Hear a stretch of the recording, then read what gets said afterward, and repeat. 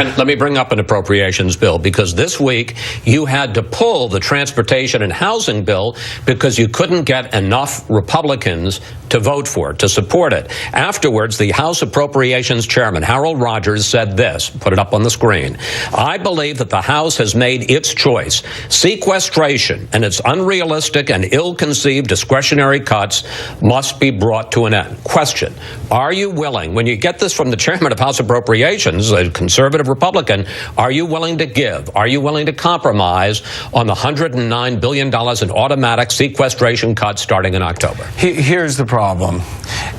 What we need to have happen is leadership on the part of this president and the White House to come to the table finally and say, we're going to fix the underlying problem that's driving our deficit. We know that is the entitlement programs and the unfunded liability that they are leaving on this generation and the next. So you're saying you're willing, if you could get a compromise on entitlements, then you would give up on the sequestration? What we have always said in the House as Republicans, leadership and members alike, is that we want to fix the real problem. The real problem is entitlements. We've always said sequester is not the best way to go about spending reduction. It was, as you know, a default mechanism because Congress couldn't do the job it was supposed to a couple years ago. We've always said that. But so you're willing to give up on sequestration? But in fact, Chris, we've always said, President, come join us. But the House really is the only one who has consistently engaged in trying to address the spending problem. And this fall is going to give us a great opportunity, I think, to all come together and try and tackle the real problem, which is the entitlements. Well, let's talk about that, because when you come back from your 5-week recess, you have only 9 legislative days until the end of September, when the government runs out of money. Funding shuts down.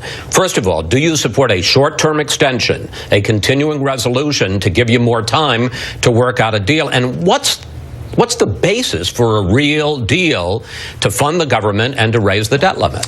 Well, yes, I think that most conservatives, most on the left, Republicans, Democrats alike, say we shouldn't be for a government shutdown. What we're trying to do is fund the government and to make sure also that we take away the kinds of things that are standing in the way of a growing economy, a better health care, and all the while keeping our eye focused on trying to deal with the ultimate problem, which is this growing deficit.